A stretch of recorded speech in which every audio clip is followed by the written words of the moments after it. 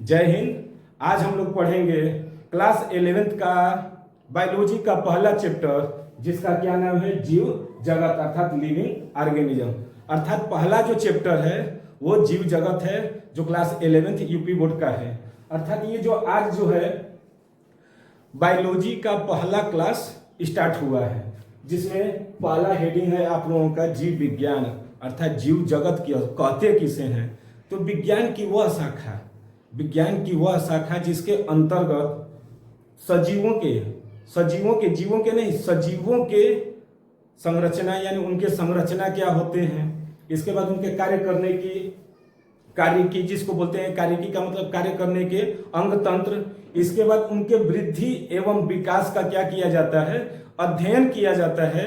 उसी को हम लोग क्या कहते हैं, जीव विज्ञान कहते हैं या फिर जीव जगत कहते हैं। अर्थात जीव जगत में सजीवों का क्या किया जाता है, अध्ययन किया जाता है। सजीवों में सभी सजीव आ सकते हैं, पेड़ पौधे भी सजीव हैं और जंतु यानी जानवर भी क्या हैं, सजीव हैं, मनुष्य भी सजीव है। यानी ये सबकी क्या किया जाता है, अध्ययन किया जाता है, उनके कार्य के, उनके विकास की, उनकी संरचना का।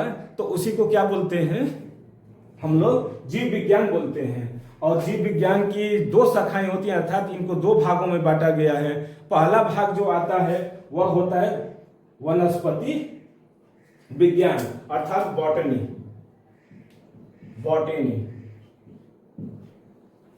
देखिए, वनस्पति विज्ञान नाम से पता चल रहा है कि वनस्पति, यानी इसमें क्या किया जाएगा, वनस्पतियों का अध्ययन किया जाएगा। अर्थात जितने भी पेड़ पौधे हैं इसके अंतर्गत आते हैं और उनको ही क्या किया जाएगा, अध्ययन किया जाएगा। अर्थात जीव विज्ञान की वह शाखा जिसके अंतर्गत पेड़ पौधों का अध्ययन किया जाता है वनस्पति विज्ञान या फिर वनस्पति जगत कहा जाता है। देखिए, ये नोट जो लिखे हैं कि हर एक चीज के जनक होते हैं, तो उसी तरह वनस्पति विज्ञान के भी क्या हैं, कौन जनक हैं, तो थियोफ्रेस्टस साहब, यानी थियोफ्रेस्टस जो हैं वनस्पति जगत के जनक कहलाते हैं। जनक का मतलब बाबूजी, यानी उनको कहा जाता है। अर्थात इनके पिता, वनस्पति विज्ञान के पिता जो हैं वो कौन है, थियोफ्रेस्टस हैं। इसी तरह आता है दूसरा जो है जंतु विज्ञान, जिसको कहते हैं अंग्रेजी में जूलॉजी।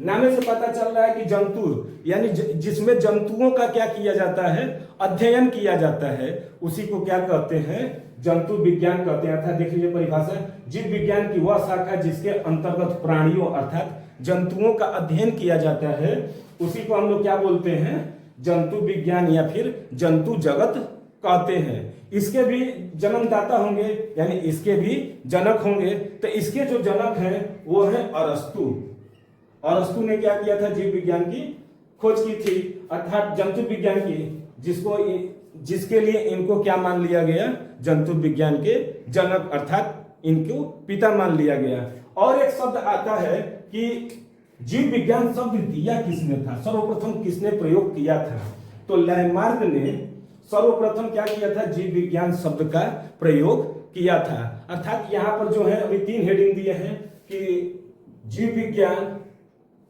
या फिर जीव जगत। तो इसके अंतर्गत क्या किया जाता है, सजीवों का संरचना, उनके कार्य करने के अंग तंत्र, वृद्धि और विकास का अध्ययन जिसमें किया जाता है, उसी को हम लोग क्या बोलते हैं, जीव विज्ञान। इसके 2 भाग होते हैं। पहला भाग होता है वनस्पति विज्ञान। वनस्पति से ही पता चल रहा है कि पेड़ पौधों का जिनमें अध्ययन किया जाता है, और उन्हें क्या कहते हैं, वनस्पति जगत या वनस्पति विज्ञान कहते हैं। और इसके जो फादर हैं वो कौन है, थियोफ्रेस्टस। और जंतु विज्ञान में जिनमें प्राणियों या जंतुओं का अध्ययन किया जाता है उसे क्या बोलते हैं, जंतु विज्ञान या फिर जंतु जगत। और इसके जो जनक है अर्थात पिता हैं वो कौन है, अरस्तु हैं। और लैमार्क ने सर्वप्रथम क्या किया था, जीव विज्ञान शब्द का प्रयोग किया था। अगला जो टॉपिक है वो है जीव, अर्थात जीव कहते किसे हैं, यानी अर्थात ऑर्गेनिज्म कहते किसे हैं। तो जीव कहते किसे हैं, तो जीव जो होते हैं, सभी जो जीव होते हैं, यानी जितने भी सजीव हैं, एक या एक से अधिक कोशिकाओं से मिलकर बने होते हैं। अर्थात सजीवों में या फिर जीवों में एक या एक से अधिक कोशिकाएं कोशिकाओं का क्या होता है, संगठन होता है। कुछ जो सजीव होते हैं एक कोशिकीय होते हैं, तो कुछ जो होते हैं बहुकोशिकीय होते हैं, और जो बहुकोशिकीय होते हैं उनमें कोशिकाओं का क्या होता होगा, संगठन होता है, जिसकी वजह से उन्हें क्या कहते हैं, जीव कहते हैं। और जीवों में कई लक्षण पाए जाते हैं। जैसे जीवों में जो होती हैं सबसे ज्यादा जो होती है उनमें फीलिंग होती है, यानी चेतना होती है। यानी जो जीव में क्या होते हैं उनमें आंतरिक या फिर बाहर, अंदर या फिर बाहर आंतरिक चेतना होती है। फिर उनमें विकास भी होता है, वृद्धि भी होती है, अर्थात कई तरह के क्या होते हैं उनमें गुण पाए जाते हैं। और उनमें क्या होते हैं, अपनी तरह संतान पैदा करने की भी क्या होती है, क्षमता होती है। उसी को हम लोग क्या बोलते हैं, जीव बोलते हैं या फिर सजीव कहते हैं। अर्थात जो होते क्या हैं, जो सजीव जो होते हैं, जैसे एक मानव को ही ले लीजिए, तो मानव में क्या होती है, चेतना भी होती है। जैसे जानवर को भी ले सकते हैं, जैसे शेर हुआ, कुत्ता हुआ, उनमें भी क्या होती है, पहले छोटे होते हैं, फिर धीरे धीरे उनमें कोशिकाओं की क्या होती है, वृद्धि होती है। और जब वृद्धि होती है तो उनके शरीर भी क्या होने लगते हैं, वृद्धि करने लगते हैं। उनमें फीलिंग आ जाती है, यानी चेतना भी आ जाती है, विकास भी होने लगते हैं, और अपनी तरह संतान भी क्या करते हैं, पैदा करते हैं। उन्हीं को हम लोग क्या बोलते हैं, जीव या फिर सजीव। यानी जीव एक या एक से अधिक कोशिकाओं का बना संगठन है, जिसमें बाह्य तथा आंतरिक क्या होती है, वृद्धि होती है, विकास होता है, चेतना होती है, और अपने समान जीव उत्पन्न करने की क्षमता होती है, जीव कहलाता है। यही होते हैं, यानी जितने भी जीव होते हैं उनमें फीलिंग होती है, विकास होता है, वृद्धि होती है, और अपनी तरह संतान उत्पन्न करते हैं। इसी तरह आते हैं कि सजीवों के लक्षण क्या हैं, अर्थात सजीवों के लक्षण क्या होते हैं। तो सजीवों के भी कई लक्षण होते हैं, जिसमें पहला आता है कि सभी सजीव क्या करते हैं, वृद्धि करते हैं। यानी इस पृथ्वी पर जितने भी सजीव हैं जब जन्म लेते हैं तो धीरे धीरे क्या करते हैं, वृद्धि करने लगते हैं। अर्थात उन्हें उचित मात्रा में क्या किया जाता है, वृद्धि तो अपने आप करेंगे नहीं, तो उन्हें खाने पीने के लिए चाहिए, तो वही उचित मात्रा में पोषण देकर उनमें क्या किया जाता है, वृद्धि कराया जाता है। जैसे एक छोटा बच्चा है तो हम लोग उसको उचित मात्रा में दूध है, प्रोटीन है, ये सब देकर उसको क्या करते हैं, उसकी वृद्धि कराते हैं। तो जितने भी होते हैं सजीव वो क्या करते हैं, उचित मात्रा में पोषण लेकर फिर क्या करते हैं, वृद्धि करने लगते हैं। इसी तरह जो दूसरा आता है वो होता है कि सभी सजीव क्या करते हैं, श्वसन करते हैं। यानी इस पृथ्वी पर जितने भी सजीव हैं अपने जीवन के लिए क्या करते हैं, सांस लेते हैं और छोड़ते हैं। अर्थात ऑक्सीजन लेते हैं और कार्बन डाइऑक्साइड को क्या करते हैं, छोड़ते हैं। ये क्या है, सजीव के लक्षण है। अर्थात जितने भी सजीव हैं ऑक्सीजन गैस लेते हैं और कार्बन डाइऑक्साइड गैस छोड़ते हैं। इसी तरह तीसरा जो आता है, सभी सजीव प्रजनन करते हैं। अर्थात अभी बताए थे कि जितने भी इस पृथ्वी पर सजीव हैं अपनी जाति को बचाने के लिए क्या करते हैं, अपनी तरह संतान पैदा करते हैं। अर्थात अगर मानव है तो मानव जो है जन्म नहीं करेगा तो आदमी मरता जाएगा, मानव मरते जाएंगे, और एक दिन मानव का अस्तित्व क्या हो जाएगा, खत्म हो जाएगा। इसी तरह जितने भी जीव हैं क्या करते हैं, अपना अस्तित्व बचाने के लिए अपनी ही तरह संतान पैदा करते हैं। ये नहीं कि दूसरी की तरह, जैसे हाथी का बच्चा अगर होगा तो हाथी ही होगा, न कि घोड़ा होगा। अगर घोड़ा का बच्चा है तो घोड़ा ही होगा, न कि हाथी हो जाएगा। इसी तरह मानव का बच्चा मानव होगा।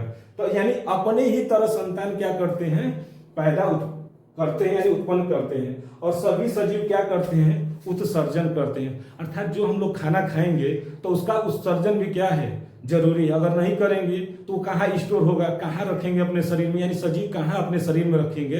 तो उनका क्या किया जाता है कि जो हम लोग पोषण लेते हैं, अर्थात जो हम लोग खाते पीते हैं, तो उसमें कि जितने भी पोषक पदार्थ है उनको हम लोग क्या कर लेते हैं, अवशोषित कर लेते हैं। और जितनी भी बेकार चीजें होती हैं उनको शरीर के द्वारा शरीर से क्या कर देते हैं, बाहर कर देते हैं। अर्थात सभी सजीवों द्वारा उचित मात्रा में खाद्य पदार्थों को लेकर उनसे पोषण करते हैं। अर्थात जो चीजें हमारी आवश्यकता है उनको क्या कर लेते हैं, हमारा शरीर जो होता है यानी सजीवों का जो शरीर होता है वो क्या कर लेता है, अवशोषित कर लेता है, और अपशिष्ट पदार्थों का क्या कर देता है, शरीर से बाहर निकाल देता है। जैसे हम लोग पानी वानी पीते हैं तो क्या करते हैं, देखिए पसीने के द्वारा, यूरिन के द्वारा क्या होता है, उसको बाहर निकाल देते हैं। तो इसी तरह कई चीजें हैं जो हम लोग खाते हैं और उनको बेकार चीजों को हम लोग क्या कर देते हैं, शरीर से बाहर निकाल देते हैं। तो ये क्या थे, जीव और उनके प्रमुख लक्षण क्या होते हैं। तो आइए अब अगला टॉपिक देखते हैं।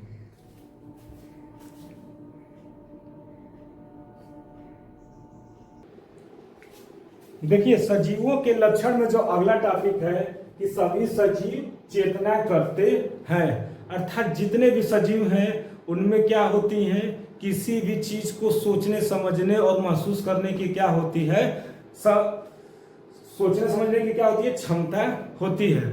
अर्थात कोई भी वस्तु है, गर्म है कि ठंडा है, उसको टच कर कर क्या करते हैं, महसूस करते हैं। अगर कोई अच्छा है कि बुरा है कि खराब है, उसको भी क्या करते हैं, वो सोचने की क्षमता है। अर्थात जितने भी सजीव हैं किसी भी चीज को या किसी भी वस्तु को टच कर कर या किसी भी बातों को क्या करते हैं, सोचने समझने की उनमें क्षमता होती है, यानी महसूस करते हैं और फील भी करते हैं। अर्थात सभी सजीवों में क्या होती है, चेतना होती है, उनमें सोचने समझने और महसूस करने की क्या होती है, क्षमता होती है। अगला जो है नंबर वो है जीवन काल। देखिए इस पृथ्वी पर जितने भी सजीव अगर आए हैं तो एक न एक दिन वो अपना जीवन पूरा जी कर क्या होंगे, मृत्यु को प्राप्त करेंगे।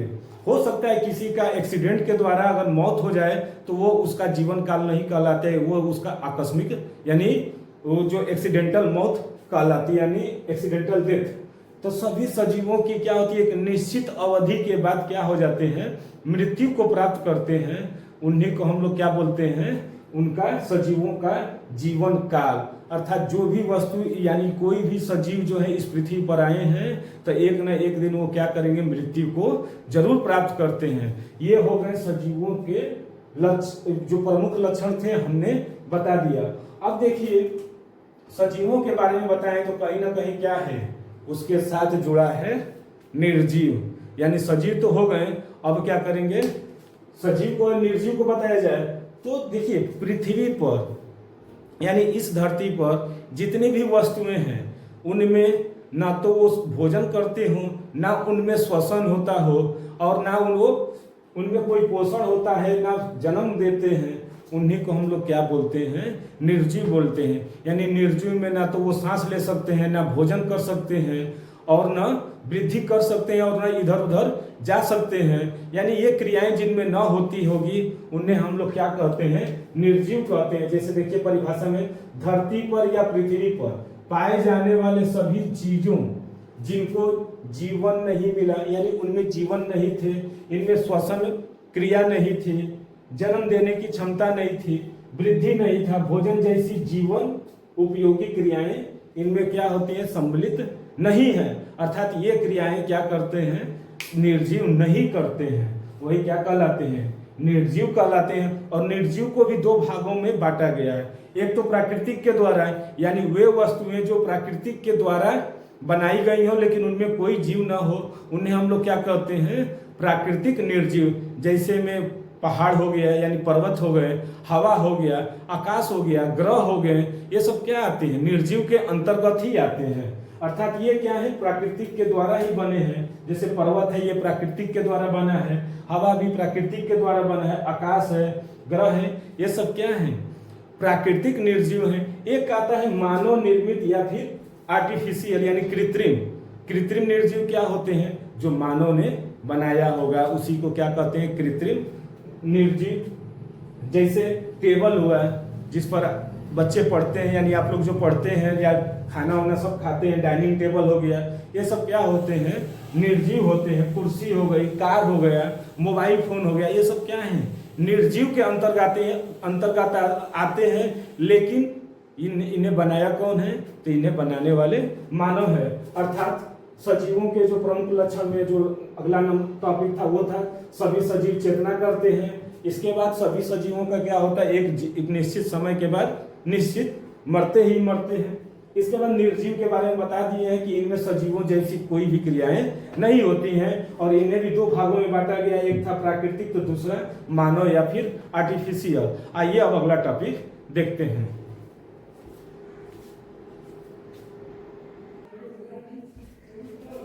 अगला जो टॉपिक है वो है जीवों में विविधता।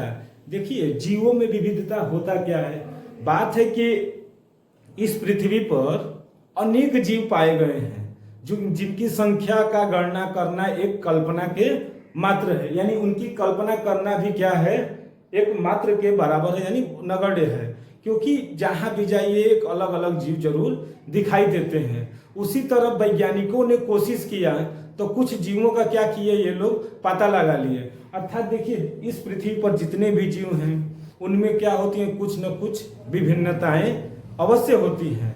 जैसे एक शेर का ले लिया जाए तो शेर का नेचर ही होता है कि वो मारकर जीवों को क्या कर देता है, खा जाता है, जबकि एक बकरी क्या करती है, जीवों को मारकर नहीं खाती है। अर्थात कहने का मतलब है सभी जीवों में कुछ न कुछ क्या होते हैं, जरूर विभिन्नताएं पाई जाती हैं। उन्हीं को ही क्या बोलते हैं, जीवों में विविधता, यानी diversity of organism, diversity in organism.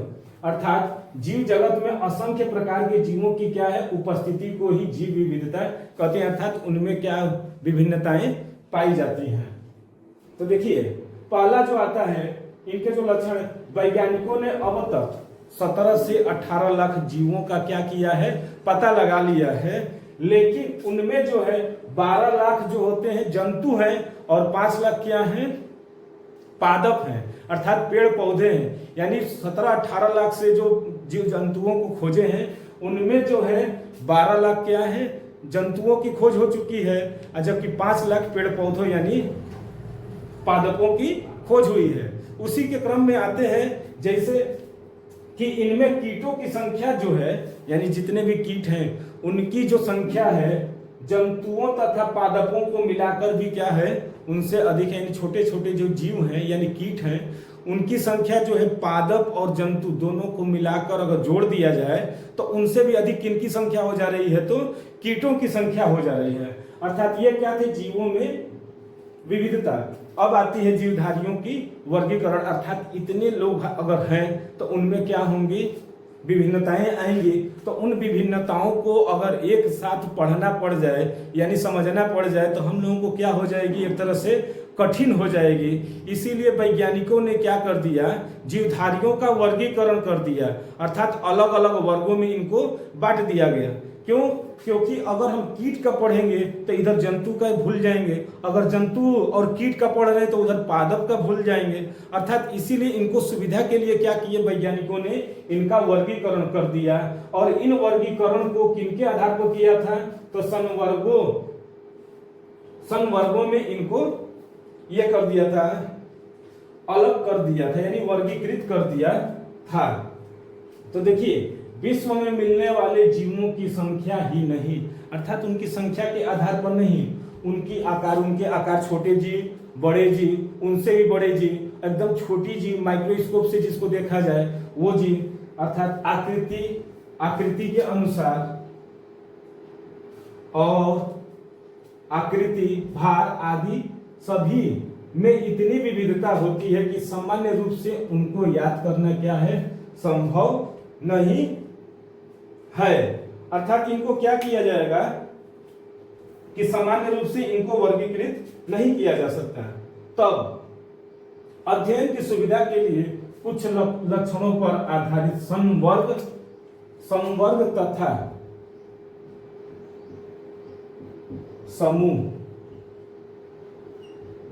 समूहों में वर्गीकृत किया गया। अर्थात जितने भी इस पृथ्वी पर जीवधारी हैं उनके आकार, उनके भार और आकृति के आधार पर पढ़ना, इतनी विविधता है। एक छोटे से जीव को लीजिए तो जैसे एक बैक्टीरिया को लिया जाए और एक हाथी को लिया जाए तो दोनों को एक साथ पढ़ना असंभव हो जाएगा। इसीलिए इनमें जो होते हैं तो क्या किया गया, इनको अध्ययन की सुविधा के लिए इनको संवर्गों और समूहों में इनको बांट दिया गया कि हम इस समूह यानी बैक्टीरिया के जितने भी समूह होंगे तो हम उनका अध्ययन करेंगे, अगर बड़े जीवों का अगर समूह है तो उनका अध्ययन करेंगे। तो इससे क्या हो जाएगी, पढ़ने में सुविधा हो जाती है। इसीलिए तो इन्हीं को क्या कहते हैं, इन संवर्गों को ही क्या कह देते हैं, टेक्सा कहते हैं। तो आइए टेक्सा या संवर्ग देखते हैं। जंतुओं, पौधों, बैक्टीरिया आदि को अलग अलग वर्गों में रखना ही क्या कहलाता है, संवर्ग या फिर टेक्सा कहलाता है। अर्थात जितने भी जंतु हैं उनको अलग रख दिया गया। जैसे जंतुओं को अलग रखा गया, जंतुओं को पढ़ा गया तो वो क्या हो गए, जूलॉजी हो गए। पादपों के लिए पेड़ पौधों को पढ़ना है, उनका अध्ययन करना है तो वो बॉटनी हो गए। उसी तरह बैक्टीरिया को पढ़ने के लिए भी एक अलग विज्ञान बनाया गया, यानी इन सबको अलग अलग वर्गों में बांटा गया। तो उसी को क्या कहते हैं, समवर्ग या टेक्सा। तो अब आइए अगला टॉपिक देखते हैं।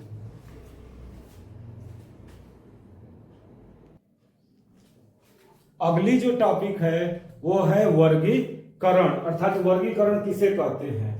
तो नए जीवों को पहचानना। देखिए, सभी जीवों को जो होते हैं अर्थात नए जीवों को पहचानना, उनका सही वैज्ञानिक नाम देना, उनमें समानता और असमानता का क्या किया जाता है, उनके बारे में बताया जाता है, या फिर उनको समूहों में या वर्गों में बांट देना ही क्या कहलाता है, वर्गीकरण कहलाता है। जैसे सभी जितने भी सजीव हैं तो उनके एक तो पहले उनको क्या करेंगे, पहचानेंगे।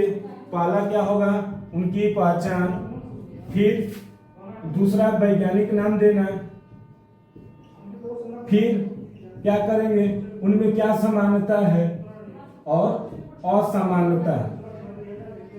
इन सबके आधार पर इनको क्या किया जाता है, एक समूहों में अलग अलग रख दिया जाता है, जिसे क्या कहते हैं, वर्गीकरण करते हैं। अर्थात जितने भी सजीव हैं पहले उनकी क्या की जाती है, पहचान किया जाता है, इसके बाद उनका वैज्ञानिक नाम दिया जाता है, वैज्ञानिक नाम के बाद उनमें समानता क्या है, असमानता क्या है, इन सबको अलग अलग वर्गों में रख देना ही क्या कहलाता है, वर्गीकरण कहलाता है।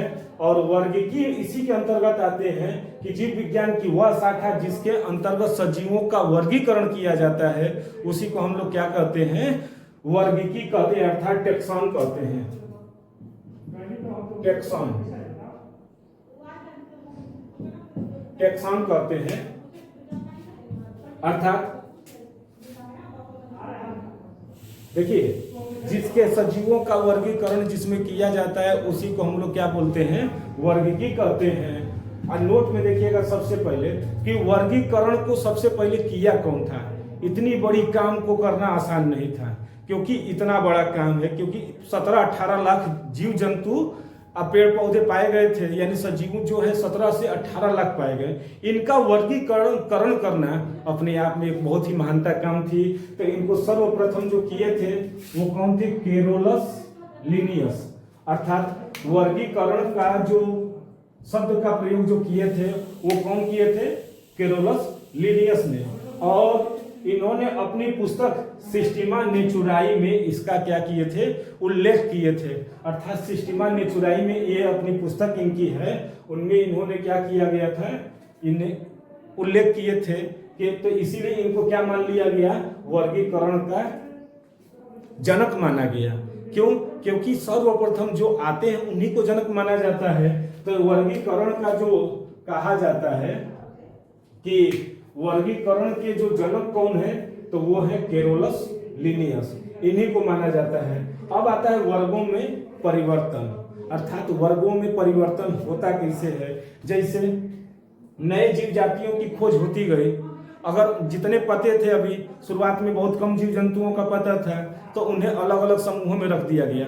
लेकिन जब और जीवों के क्या होने लगी, खोज होने लगी, तब क्या करना पड़ा, उनमें अलग अलग स्थानों की जरूरत पड़ी। तो वही है कि नए जीव जातियों के खोज तथा नए लक्षणों का समावेश करने के लिए जीवधारियों को भी उनके उचित स्थान पर रखना पड़ता है। इसलिए वर्गीकरण को बार बार क्या होना पड़ता है, बदलना पड़ता है। अर्थात कहने का मतलब है कि जितने भी जीव, अगर शुरुआत में जितने भी जीव पता हुआ उनको तो आसानी से रखा गया, लेकिन भविष्य में और भी जीव क्या हो गए, खोज होने लगे, तो उनके लक्षण भी क्या हुए, आएंगे नए नए लक्षण, तो उनको अलग अलग वर्गों में रखना ही क्या होने लगा, वर्गीकरण में, यानी वर्गों में परिवर्तन होने लगे।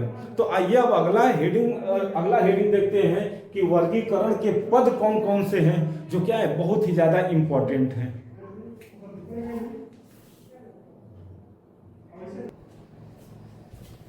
अब अगला जो है वो है वर्गीकरण के पद।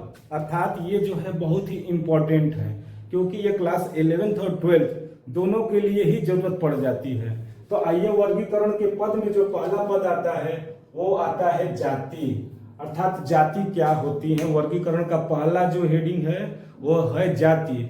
जो सबसे छोटी इकाई होती है, यानी जाति की जो वर्गीकरण, जाति वर्गीकरण की क्या होती है, मूल इकाई होती है। यानी जो सबसे छोटा होता है उसको ही क्या मान लिया जाता है, इकाई मान लिया जाता है। तो वर्गीकरण के पद में सबसे जो छोटी जो होती है वो होता है जाति, इसीलिए जाति को ही क्या मान लिया गया, वर्गीकरण का मूल इकाई। जीवों का वह वर्ग जिसमें मौलिक समानता पाई जाती है, यानी उनमें जो मुख्य समानता जो पाई जाती है, जैसे कोई जीव है उनमें मुख्य समानता जो पाई जाती है उसको क्या कर देते हैं, उसी को जाति कहते हैं। जैसे मानव है तो मानव एक तरह से क्या है, एक तरह से जाति है। क्यों कि सभी मानव जो होते हैं क्या करते हैं, चलते हैं, खाना खाते हैं, भोजन करते हैं, वो क्या करते हैं, वृद्धि करते हैं, चेतना करते हैं, महसूस करते हैं। तो इनको क्या कर दिया गया, एक जाति यानी मानव जाति में इनको रख दिया गया, अर्थात इसी को क्या बोलते हैं, जाति। देखिए लेकिन एक वैज्ञानिक आए थे मायर के अनुसार जाति जंतु का वह समूह है जो परस्पर क्या कर सकते हैं, प्रजनन कर सकते हैं। यानी जो मायर ने यह कहा था कि जो एक जाति है अपनी ही जाति से क्या करेगा, प्रजनन करेगा, न कि दूसरी जाति से। अर्थात मानव जाति है तो मानव जाति से ही क्या करेगा, प्रजनन करेगा, दूसरी जातियों से नहीं। मानव जाति है लेकिन हम किसी भी एक जाति को दूसरी जाति से उसके आकार की यानी उनके कार्य करने या उनके रहन सहन से हम उनकी दूसरी जाति का क्या कर सकते हैं, विभिन्नताओं का पता लगाया जा सकता है। जैसे गाय घास खाती है तो शेर क्या है, घास नहीं खाता है, इसलिए गाय को अलग जाति में रखा गया और शेर को अलग जाति में रखा गया। तो उनको क्या किया जा सकता है, इनमें विभिन्नताएं ला सकते हैं। जैसे देखिए मैंजीफेरा इंडिका, ये क्या है, आम में रखा गया, यानी मैंजीफेरा इंडिका जो है आम का क्या है, वैज्ञानिक नाम है। इसी तरह पैंथेरा लियो वो काम है शेर। अब आता है इसी के अंतर्गत दूसरा जो क्या है, वंश यानी जीनस। समान जातियों को यानी जो समान जातियों को, समान लक्षणों वाली जातियों को, जितने भी समान लक्षण की जाति हैं उनको क्या कर दिया गया, एक वंश में रख दिया गया। अर्थात देखिए समान लक्षणों वाली जातियों को एक वंश में रखा जाता है। एक वंश की जाति को दूसरे वंश की जातियों से क्या किया जाता है, विभिन्नता होती है। अर्थात मानव जाति है तो मानव जाति में जितने भी वंश इनको रखा गया है उनके वंश और दूसरे जो वंशों को क्या किया जाता है, अलग हो सकते हैं, यानी उनमें विभिन्नताएं हो सकती हैं। कहने का मतलब है कि एक जाति के जो वंश है दूसरे जाति के वंश से क्या होते हैं, विभिन्नता होती है। जैसे अभी बताए भी थे कि अलग अलग जाति जो होते हैं, अलग अलग जातियों के जो गुण होते हैं अलग अलग होते हैं। जैसे सोलेनम वंश, यानी देखिए ये सोलेनम वंश में क्या रखा गया, आलू बैगन टमाटर को, यानी आलू बैगन टमाटर की जातियों को क्या कर दिया गया, सोलेनम वंश में रखा गया है। जबकि इसी तरह दूसरा वंश आता है पैंथेरा लियो, इसमें किसको रख दिया गया, शेर चीता बाघ को रखा गया। अर्थात इन दोनों के देखिए सोलेनम वंश ये अलग वंश हो गया, ये अलग वंश है। इनमें देखिए विभिन्नताएं भी क्या है, यानी इनकी जाति और इनकी जातियों में क्या है, विभिन्नताएं हैं। इसीलिए कल यहाँ पर लिखे थे कि एक वंश की जाति दूसरे वंश की जाति से क्या होती है, भिन्नता होती है। अर्थात पहला जो वर्गीकरण की जो मूल इकाई होती है वह होता है जाति, दूसरा नंबर होता है वंश। अब आइए देखते हैं तीसरा नंबर।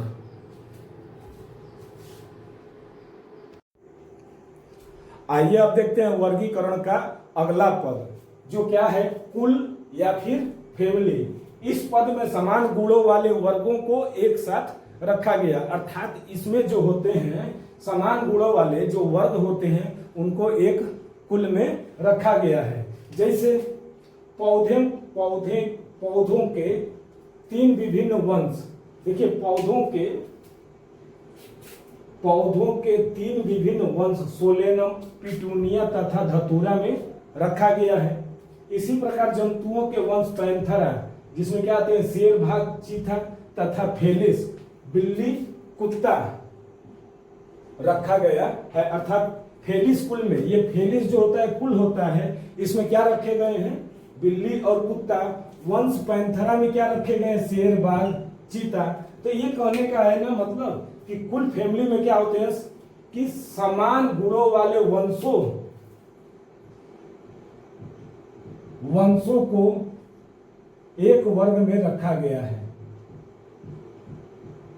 यानी समान गुणों वाले वंशों को एक वर्ग में रखा गया है। तो यही थे इसकी एग्जांपल है कि जैसे सोलेनम, पिटूनिया, धतूरा में रखा गया है, और उसी तरह जंतुओं के वंश पैंथरा में किसको रखा गया, शेर, बाघ, चीता, तथा फेलिस कुल में बिल्ली और कुत्ता को। उसके बाद अगले क्रम में आता है गण यानी ऑर्डर। कई मिलते जुलते गुणों वाले कुल को एक गण में रखा जाता है, अर्थात इसमें जो होते हैं कई मिलते जुलते जो कुल होते हैं उन्हें एक गण में रख दिया जाता है। जैसे पादपों के कुल कोनवोलुलेसी, कोनवोलुलेसी, देखिए कोनवोलुलेसी ये जो है, और सोनेलेसी को एक गण पॉलीसोनिएलस में रखा गया। अर्थात ये देखिए ये जो गुण है ये पादपों के कुल में ये और इनको क्या किया गया है, एक गण में रखा गया है जिसका नाम क्या है, पॉलीसोनिएलस, यानी इनको पॉलीसोनिएलस में रखा गया है। इसी तरह आता है इसके अगला वर्ग में जिसका नाम है वर्ग, यानी समान गुणों वाले कुल जीव को एक वर्ग में रखा गया है, अर्थात जितने भी समान गुणों वाले गण को एक वर्ग में रखा गया। जैसे पाइमेट्स का मतलब होता है स्तनधारी। तो जैसे इसमें आते हैं कि पाइमेट्स एक वर्ग का नाम है जिसमें क्या रखे गए हैं, बंदर, गोरिल्ला, चिंपैंजी, तथा कार्निवोर में शेर, चीता, बाघ को रखा गया है। कार्निवोर का मतलब जो मांसाहारी अर्थात जो मांस खाते हैं उनको क्या किया गया है, एक वर्ग में रखा गया है। ये कौन से हैं, शेर, चीता, बाघ को एक वर्ग में रखा गया, अर्थात पाइमेट्स यानी स्तनधारियों को किसमें रखा गया है, बंदर, गोरिल्ला, चिंपैंजी में, और कार्निवोर को शेर, चीता, बाघ में रखा गया है। आइए अब देखते हैं वर्गीकरण का अगला पद।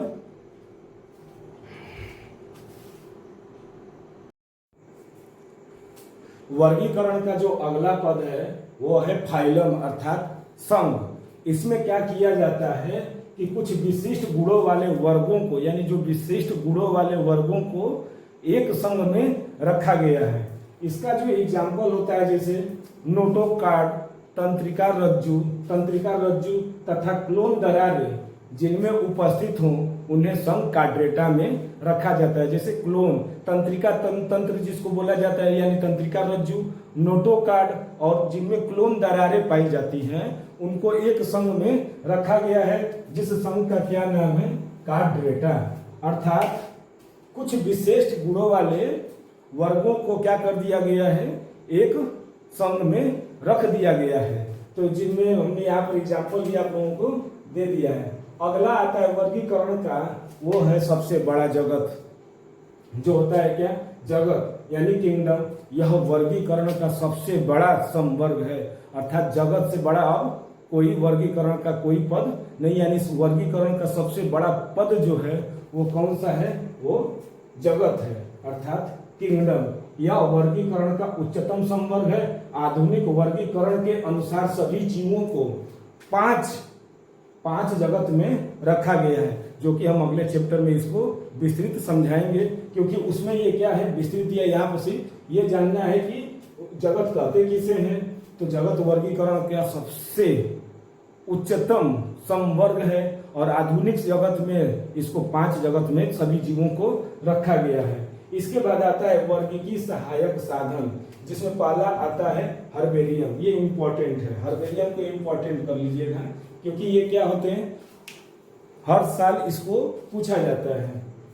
जैसे एग्जाम होंगे आप लोगों के एनुअल या हाफ ईयरली, तो उसमें ये पूछे जाते हैं। तो हर्बेरियम में क्या होते हैं कि पौधों के जो होते हैं, पौधों के नमूने को सुखा पहले दिया जाता है, सुखाकर, इसके बाद उसको दबाकर, सुखाकर, दबाकर, अभिरंजित या परिरक्षित करके नमूनों को सीट पर सुरक्षित रखना ही क्या कहलाता है, हर्बेरियम कहलाता है। जैसे हम लोग पहले पढ़ते थे तो उसमें क्या करते थे, कापी या नोट्स में हम लोग फूल की पत्ती को रख लेते थे या फूल को दबा कर रख लेते थे, तो वो पूरी तरह से सूख जाता था। उसी तरह पौधों के नमूनों को हम लोग क्या करते हैं, पहले उसको सुखाएंगे, फिर उसको दबाएंगे, इसके बाद अभिरंजित करेंगे, यानी उसमें जो जितने भी गर्दे होंगे उनको झाड़ देंगे और उनको क्या करेंगे, एक सीट पर सुरक्षित ले जाकर रख देना ही क्या कहलाता है, हर्बेरियम कहलाता है। हर्बेरियम सीट पर एक लेबल स्टिकर लगा रहता है। हर्बेरियम सीट पर जो होता है एक स्टिकर लगा रहता है जिस पर पौधों के एकत्र करने वाले का नाम, यानी जो पौधा एकत्र किया था उसका नाम, इसके बाद वृद्धि स्थान, वो कहाँ वृद्धि कर रहा था, पौधों के अंग्रेजी नाम यानी पौधे का जो अंग्रेजी नाम है, इसके बाद उसके स्थानीय नाम और वैज्ञानिक नाम लिखा जाता है। अर्थात देखिए, हर्बेरियम सीट पर एक लेबल या स्टिकर लगाया जाता है जिस पर पौधों को एकत्र करने वाले का नाम, जहाँ से ये वृद्धि किया है वो नाम, इसके बाद पौधों का अंग्रेजी नाम, स्थानीय नाम और वैज्ञानिक नाम लिखा जाता है। ये थे हर्बेरियम। इसके बाद आता है संग्रहालय, जिसको कहते क्या है, म्यूजियम। यानी म्यूजियम में क्या किया जाता है कि वह स्थान जहाँ पादप और जंतुओं को विभिन्न स्थानों से ले आकर रखा जाता है और उनको उनकी सुरक्षा प्रदान किया जाता है। अर्थात आप लोग जाते होंगे म्यूजियम में, तो वहाँ पर क्या करते हैं, सभी पादप होते हैं या फिर जंतु जानवर होते हैं, तो हम लोग उनको सुरक्षित देखते हैं और उनकी सुरक्षा के लिए हम लोग क्या करते हैं, एक टिकट लेते हैं। टिकट के माध्यम से हम लोग उसको जाकर देखते हैं उन सभी जीवों को, जिसकी वो टिकट की जो खर्चे आती हैं, उन जीवों को खाने पिलाने के लिए क्या किया जाता है, सुरक्षा प्रदान किया जाता है। अर्थात वह स्थान जहाँ पादप तथा जंतुओं को विभिन्न स्थानों से लाकर संग्रह किया जाता है, यानी लाकर रखा जाता है, उसे संग्रहालय कहते हैं। और संग्रहालय में क्या होता है, संग्रहालय में पादप तथा जंतुओं को संरक्षण तथा प्रदर्शन के लिए रखा जाता है, यानी उनकी सुरक्षा, एक तो सुरक्षा किया जाता है और उसके साथ साथ उसका क्या किया जाता है, वो प्रदर्शन, यानी हम लोग जाते हैं म्यूजियम में तो उसको देखते हैं। ये क्या थे, वर्गीकरण के पद के जो 7 पद हैं वो, इसके बाद वर्गीकीय सहायक साधन, इसके बाद संग्रहालय। एक और टॉपिक बचा है जिसमें उसको भी हम बता देते हैं, तब तक इसका एक स्क्रीनशॉट ले लीजिए।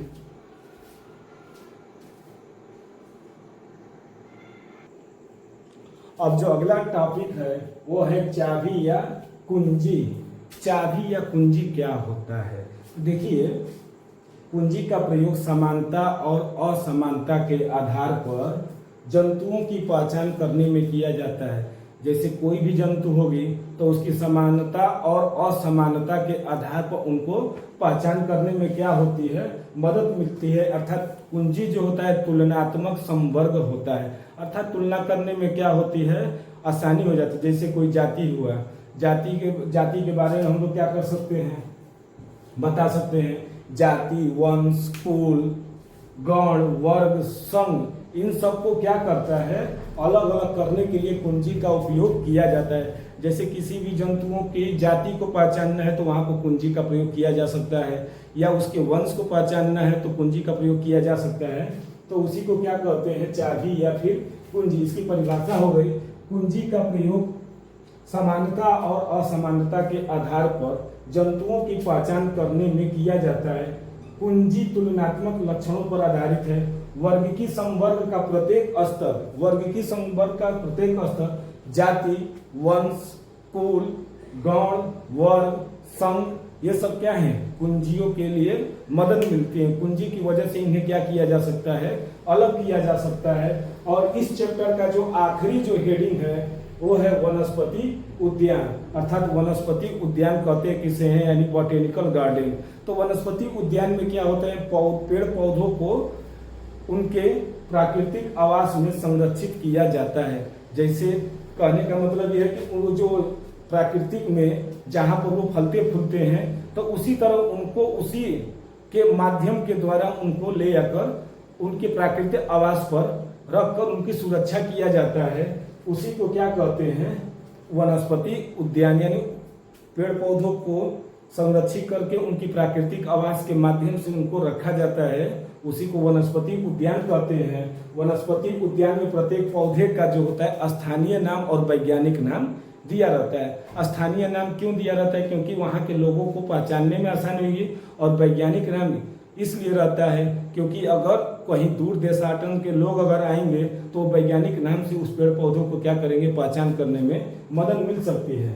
और भारत में प्रमुख वनस्पति उद्यान जो हैं वो दो मुख्य हैं, जिसमें पहला है इंडियन बॉटेनिकल गार्डन जो कहाँ पाया गया है, कोलकाता अर्थात हावड़ा में स्थित है, और दूसरा है नेशनल बॉटेनिकल रिसर्च जो क्या है उत्तर प्रदेश के लखनऊ में स्थित है। ये क्या थे, पहला चैप्टर की पूरा एकदम एक तरह से पूरे नोट्स थे। हम अगला चैप्टर लेकर आएंगे, तब तक के लिए धन्यवाद।